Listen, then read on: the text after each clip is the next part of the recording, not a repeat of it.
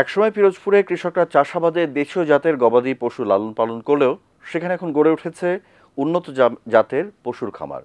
এসব খামারে মোটা তাজা করা হচ্ছে বিভিন্ন রং ও আকারের দেশি বিদেশি জাতের গরু।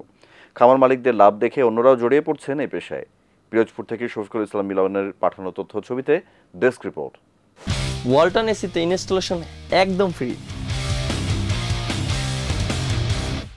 গত ২০ বছরে পিরোজপুর জেলা সদর সহ অন্যান্য উপজেলায় গড়ে উঠেছে ছোট বড় মিলিয়ে প্রায় ৫,০০০ পশু খামার।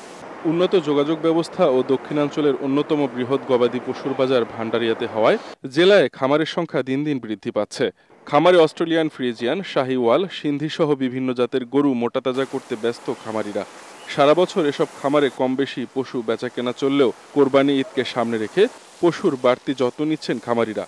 জেকে ডেইরির পুতিন নামের ষাঁড়টি এই অঞ্চলের সবচেয়ে বড় গরু। অস্ট্রেলিয়ান ফ্রিজিয়ান জাতের এই গরুর ওজন প্রায় ১৪০০ কেজি, উচ্চতা প্রায় ৭ ফুট, দাম হাঁকা হয়েছে ১৬ লাখ টাকা। দাম আছে ৩৫ মণ ওজন আছে, দাম ১৪ লাখ টাকা। আমরা ১৬ লাখ চাই আর কি। ঘাস, খড়, চালের কুড়া ও ভুট্টার পাশাপাশি সরিষার খৈল, গমের ভুসি ছাড়া মোটা তাজা করতে ব্যবহার করা হচ্ছে না কোনো রাসায়নিক।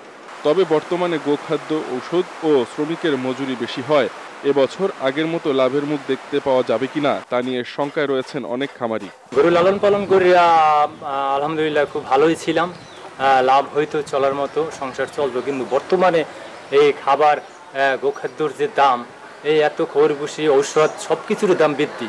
খাবারের দাম বেশি, ঔষধের দাম বেশি, লেবারের খরচ বেশি, এটা পুষায় না, আমাদের খুব লসে আছে। তারপরও আমাদের পেশাইটা পালতে হয়। এদিকে পশুর স্বাস্থ্য সেবা নিশ্চিত করতে মোবাইল ভেটেরিনারি ক্লিনিক স্থাপন, বিভিন্ন ধরনের সহযোগিতা সহ সরকারের নানামুখী পদক্ষেপের কারণে ঈদে পিরোজপুরের খামারিরা নিজ জেলার চাহিদা মিটিয়ে পার্শ্ববর্তী জেলাগুলোতে পশু সরবরাহ করতে পারবে বলে জানান জেলা প্রাণী সম্পদ কর্মকর্তা।